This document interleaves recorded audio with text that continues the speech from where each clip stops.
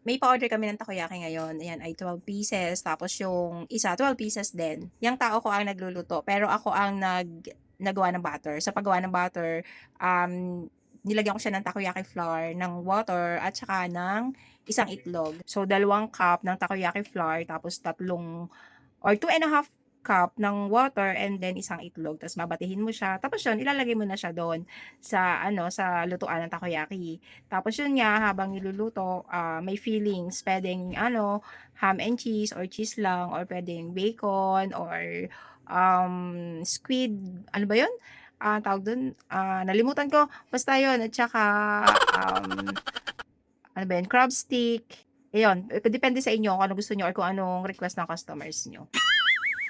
Eto ay order sa'min ng kapitbahay namin. Dahil sa kapitbahay lang naman, puwede lang sa plato. Ibabalik na lang yung plato pagkatapos kumain. Una kong nilagay diyan ay takoyaki sauce, tapos nilagyan ko ng bonito flakes, and then yang Japanese mayo at yung, Anori flakes, yung green na maliliit.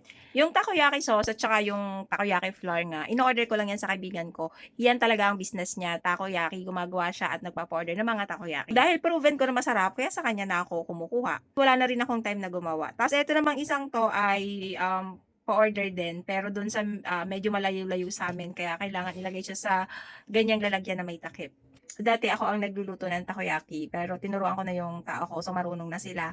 Dati yung unang luto nila ay, ano mo yun, yung loob ay parang kulang, kulang sa fillings or sa butter. Kaya nung may bumiling customers, ang sabi ay bakit daw ganun yung takoyaki, parang ano ba, parang payat, ano bang ano nun, basta yung yung parang walang laman ng loob, gano'n.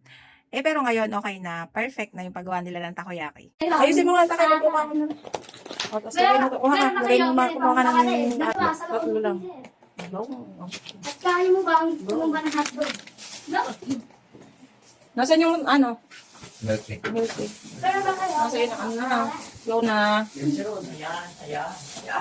Kasama ring milk tea yung takoyaki na in-order. Tapos yan, tatlo-tatlo pa talaga yung magde-deliver. Akala namin napakarami naming pa-order.